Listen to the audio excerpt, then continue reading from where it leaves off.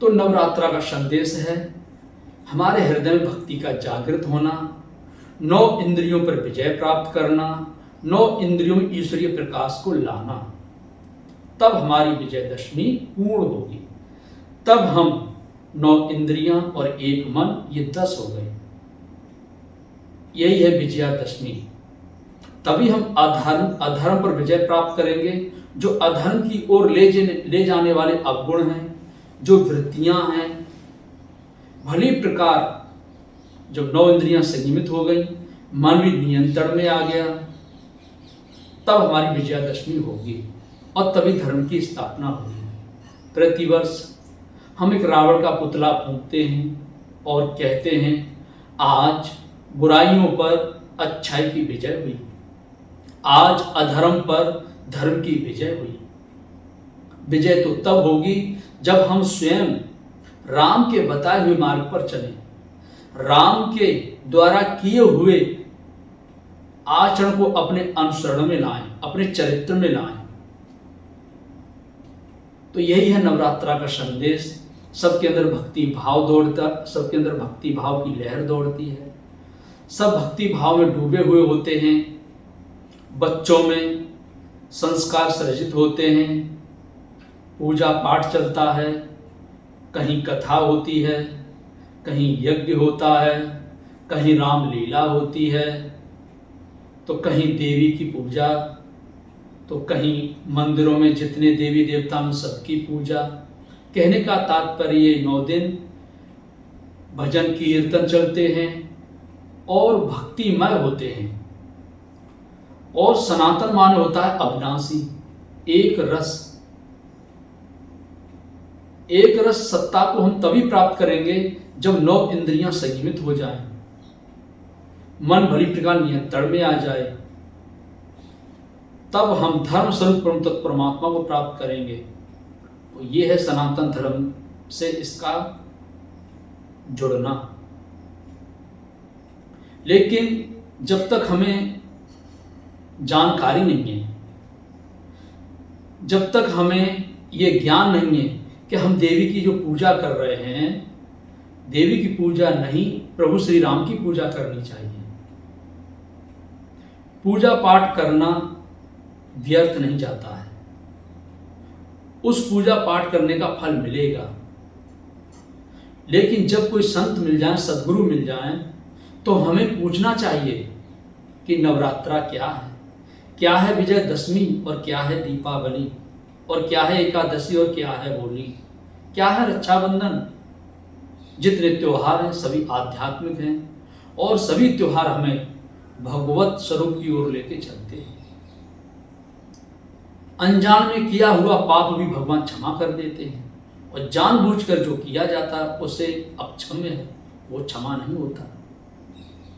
इसलिए जब हमें जानकारी हो जाए किसी के द्वारा कि वास्तव में नवरात्रा देवी से संबंध नहीं रखते, ये तो प्रभु श्री राम के हैं। एक नवरात्रा वो जो चैत के महीने में, जिसमें प्रभु श्री राम का जन्म होता है, देवता लोग बड़े प्रसन्न होते हैं, स्तुति करते हैं, प्रार्थना करते हैं। दूसरा नवरात्रा शीतकालीन शरद ऋतु में जो कार्तिक महीने मनाया जाता है, जिसमें प्रभु श्री राम रावण का संहार करते हैं, रावण का वध करते हैं। उसी रावण का वध करने के लिए, उसका संहार करने के लिए सभी ऋषि मुनि देवी देवता प्रार्थना करते हैं। तो इस तरह से ये संबंध प्रभु श्री राम जी से है। लेकिन हम अज्ञानवश देवी की पूजा कर रहे हैं। जब समझ काम कर जाए, समझ में आ जाए कि देवी की नहीं, हमें देव स्वरूप राम की पूजा करनी है, तो फिर देवी के द्वारा जो आशीर्वाद मिला, जो आपने पूजा पाठ की, उसका फल यही है कि प्रभु श्री राम की शरण में जाना, प्रभु श्री राम की ओर अग्रसर होना। क्योंकि ये प्राइमरी की पाठशाला सबको पढ़नी पड़ती है। जब तक बच्चा प्राइमरी की पाठशाला में नहीं जाएगा, तब तक आगे वाली क्लास में पहुंचना असंभव है। तो का माने कबूतर, खा माने खरगोश, गा माने गमला, यही सिखाते हैं प्राइमरी में। जब वही लड़का मिडिल में पहुंच जाता है, हाई स्कूल इंटर में पहुंच जाता है, तो का माने कबूतर, खा माने खरगोश, गा माने गमला नहीं पढ़ता। फिर वो थ्योरी को पढ़ता हुआ जाता है और सब्जेक्ट कम होते चले जाते हैं। प्राइमरी में इतने सब्जेक्ट रहते हैं, और वही इंटर बीए में पहुंचता है तो 2-3, वही आईएएस की पढ़ाई करता है तो 1 सब्जेक्ट। इसी प्रकार से हम जिन देवी देवताओं की पूजा करते हैं, पूर्व में हुए सब संत हैं, महापुरुष हैं, ये राम जी, ये कृष्ण जी, ये राधा जी, ये शिव जी, ये पार्वती, ये गणेश जी, ये कार्तिकेय, इस प्रकार से बोध कराया जाता है। इन मंदिरों के माध्यम से, मंदिर में मूर्तियों के माध्यम से ये भगवान हैं। बच्चों के अंदर संस्कार पड़ते हैं। वही बच्चा जब बड़ा हो जाता है तो ऋषि मुनियों के पास जाने लगता है, संत महात्माओं के पास। और जब संत महात्माओं के पास पहुंच गए तो सद्गुरु मिल जाते हैं, और फिर सद्गुरु मिल गए तो फिर हम आईएएस की पढ़ाई में प्रवेश कर गए, अर्थात इसके आगे फिर कोई पढ़ाई नहीं है। लेकिन मंदिर जाना, तीर्थ में जाना, इनका फल कितना है? कबीरदास जी कहते हैं कि तीर्थ गए एक फल।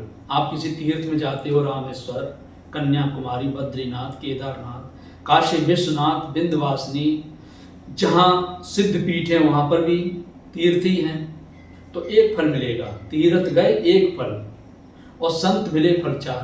कोई संत मिल गए, सद्गुरु मिल गए, तो 4 फलों की प्राप्ति होगी, धर्म, अर्थ, काम, मोक्ष।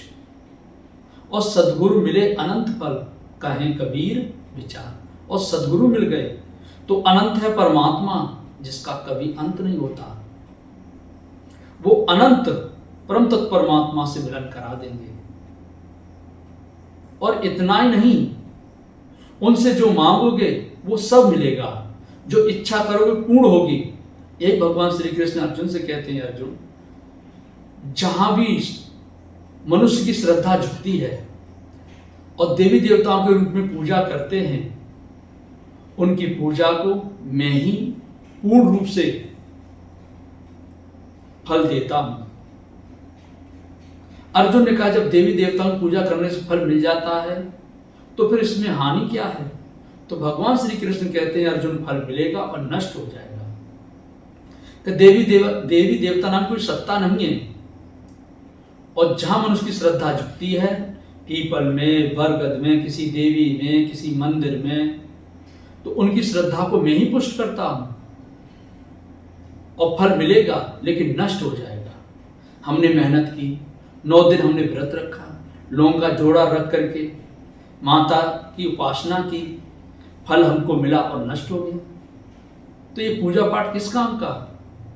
तो आगे कृष्ण भगवान कहते हैं कि अर्जुन, जो एकमात्र मेरी शरण होकर के लगता है, ऐसे समर्पण भक्ति की मैं संपूर्ण मनोकामनाएं पूर्ण करता हूं और मोक्ष मुनाफे में देता हूं।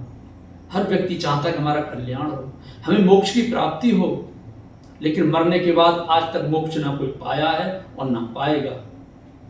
कि जीवत में मरना भला, जो मर जाने कोई, मरने से पहले मरे अजर अमर सो होए।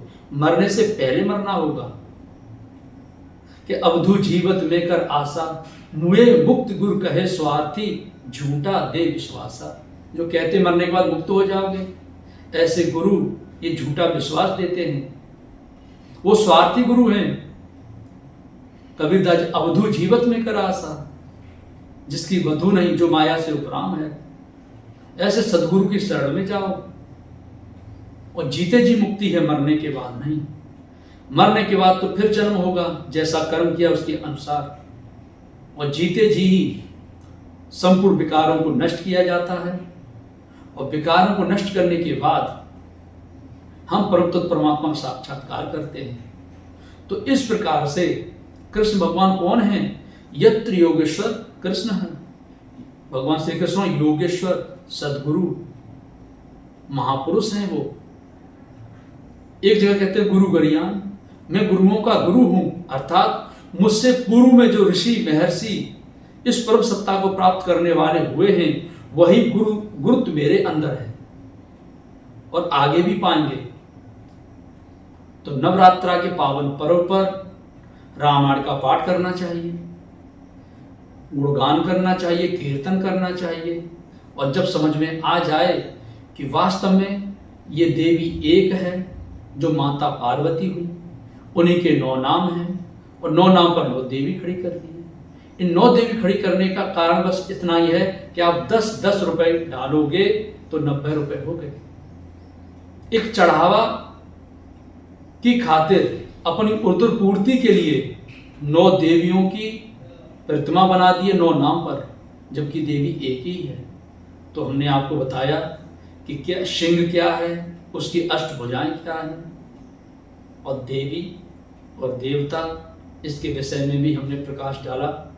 जो देवी संपत्ति से युक्त है वही देवता है, जो आसुरी संपत्ति से युक्त है वही असुर है। सृष्टि में 2 ही जाति होती हैं, और जो भी हैं आपस में जो लड़ रहे हैं आज जाति बना करके, ये तो कारोबार के काम है। जिसने कपड़े धोए तो धोबी कहलाया, जिसने चमड़ा सिला वो चमार कहलाया, जिसने सोना सुधारा सुनार हो गया, लोहा सुधारा तो लोहार हो गया। ये कोई जाति नहीं है, ये कारोबार के आधार पर टाइटल एक मिल गया है। अगर हमें सत्य और असत्य को जानना है शास्त्रों के आधार पर, तो आप श्रीमद् भगवद गीता का यथार्थ और यथार्थ गीता का अध्ययन कीजिए। 3 बार पढ़ लोगे, कोई शंका नहीं रह जाएगी। स्वयं भी शंका से मुक्त हो जाओगे और दूसरों की भी शंका दूर करने में सक्षम रहोगे। ऐसे रामायण है, गीता का अनुवाद रामायण है। रामायण का 9 दिन विधिवत पाठ करना चाहिए, नवा पारायण करना चाहिए। नवा पारायण ना बने तो मास पारायण करना चाहिए। और स्पष्ट रूप से हम देखते हैं कि 9 दिन रामायण का यहाँ वहाँ पाठ होता है, रामलीला होती है। अगर देवी की पूजा कर रहे हैं और देवी का संबंध होता तो देवी के पाठक्रम होते, देवी के नाटक खेलते, लेकिन यहाँ तो राम जी के नाटक हो रहे हैं, राम जी की रामलीला हो रही है। एकदम स्पष्ट है कि राम जी का ही नवरात्रा से संबंध है, ना कि देवी का। जो 10वें दिन हम विजयदशमी मनाते हैं रावण का वध और संहार करते हुए, तो जिसकी जो पूजा करेगा वही गुण उसके अंदर आएंगे, ना कि कोई शक्ति अलग से पाएगा। राम की पूजा करोगे तो रामत्व को पाओगे, शिव की पूजा करोगे तो शिव के तत्वों को पाओगे, कल्याण स्वरूप तत्व को पाओगे। देवी की पूजा करोगे देवी संपत्ति को पाओगे, और असुर स्वरूप महिषासुर की पूजा करो तो महिषासुर ही बनोगे।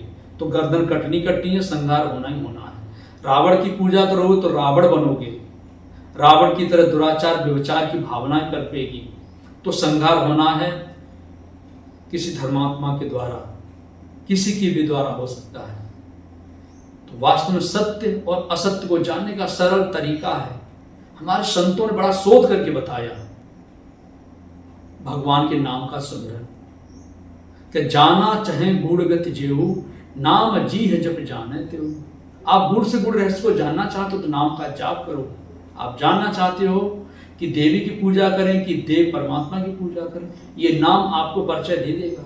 ये संत है कि असंत, ये नाम परिचय दे देगा। कौन सी पूजा सही है, कौन सी गलत है, ये नाम परिचय दे देगा। नाम के अंतराल में इतनी शक्ति है कि कहीं भगवत नाम की सत्ता है, कहीं सद्गुरु हैं तो उनको भी खोज के प्रकट कर देगा। इसलिए नाम का जाप करो, सुमिरन करो। जितना नाम का सुमिरन करोगे, चिंतन करोगे, उतने ही अपने मन को निर्मल और स्वच्छ पाओगे। इसलिए एक साधे सब सदे, सब साधे सब जाए, तुलसी मूले सिंचिए, फूले फरे अघाए। ओम श्री सद्गुरुदेव भगवान की जय।